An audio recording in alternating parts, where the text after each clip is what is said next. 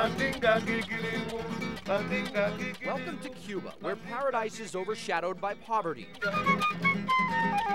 where the past is still the present, where beachfront property is worthless.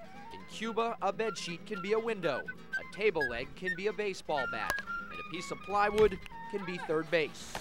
Here, the government owns everything, but baseball belongs to the people.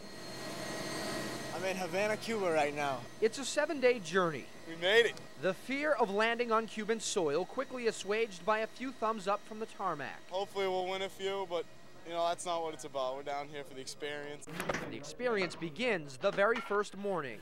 Be quicker! Teenagers from the All-Dorchester Sports League practicing. Dude, we're in the middle of nowhere. There are holes in the walls, the gates are rusted, but the field is immaculate, and word is spreading that the Americans have arrived. There's people up there watching too. Barefoot adults line up on a wall beyond the left field fence. They want balls, they want souvenirs. This guy wants a pelota, a baseball. Eric Kelly obliges. A kiss is blown Eric's way. A boy in the stands gets a ball and he smells it. A new ball is as foreign as the visitors on the field. I think we just take everything we have for granted. This doesn't compare to the U.S. Of course, it was not always like this. Before Fidel's revolution, before the embargo, American influence was obvious in Cuba. A 1955 Ford Fairlane. In America, this is a classic. But here in Havana, this is just another unwelcome reminder of how in many ways life has stood still for more than 40 years.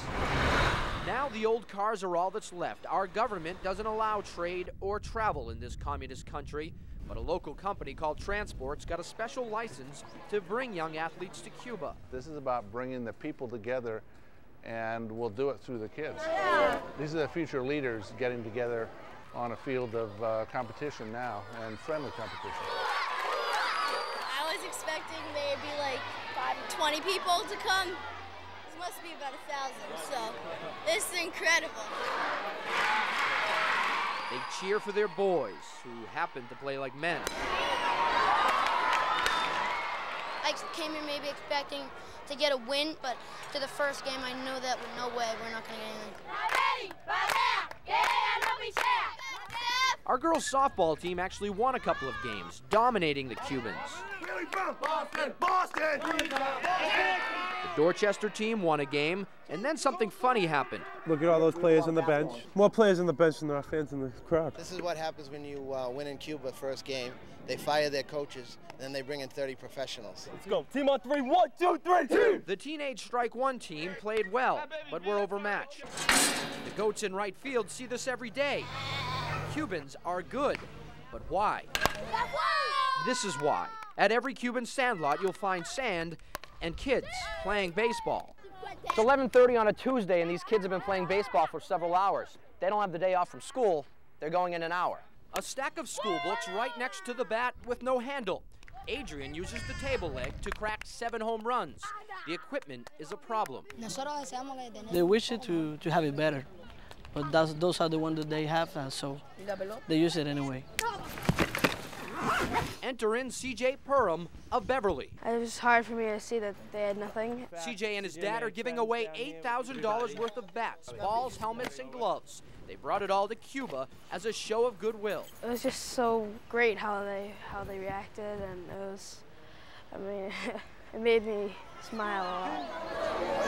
In the end, CJ's teammates gave the shirts off their backs. They handed out autographs and baseball cards. But most importantly, 2 teams became one. And this is a true joy. This is a thrill. This is something they'll never forget, neither will I. It's definitely a stereotype. People around here are so friendly.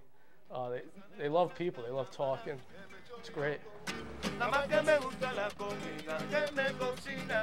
Know this about Cuba. Yes, there are a lot of dirty, dilapidated buildings.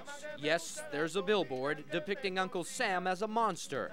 But the people are hoping for a change, for life to be just like baseball. David Wade, Fox 25 News.